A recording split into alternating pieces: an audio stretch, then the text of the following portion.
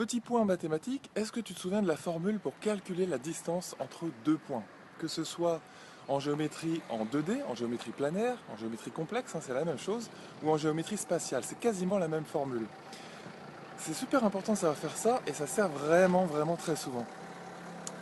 La distance entre deux points, imaginons qu'on les note A et B, c'est la formule suivante, c'est tout simplement racine carrée, la longue racine carrée. Est-ce que tu te souviens de cette formule quand je te dis ça?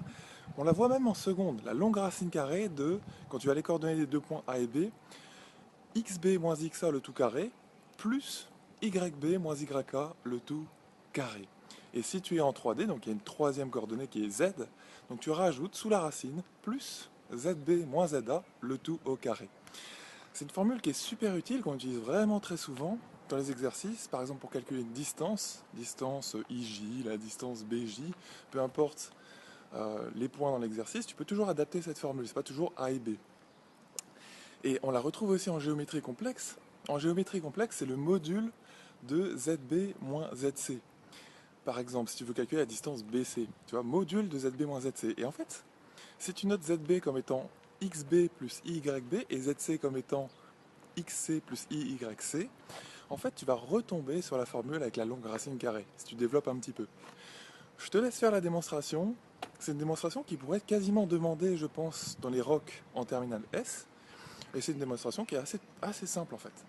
Tu pars du module de ZB-ZC ou de ZB-ZA, bon j'ai pris ZB-ZC, et ensuite tu développes, tu remplaces ZB par, comme je te l'ai dit, XB plus YB, ZC par XC plus YC, et ensuite tu développes, et tu arrives en fin de compte à la longue racine carrée de, je vais y arriver, XB, enfin XC plutôt dans cet ordre-là, moins XB le tout carré, plus tout ça sous la longue racine carrée, YB moins YC le tout au carré.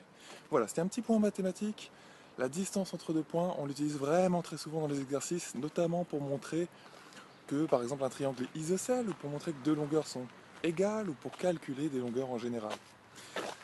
Je te laisse me dire en dessous dans les commentaires si tu n'as pas compris quelque chose par rapport à cette formule, et je te dis à la prochaine dans une autre vidéo.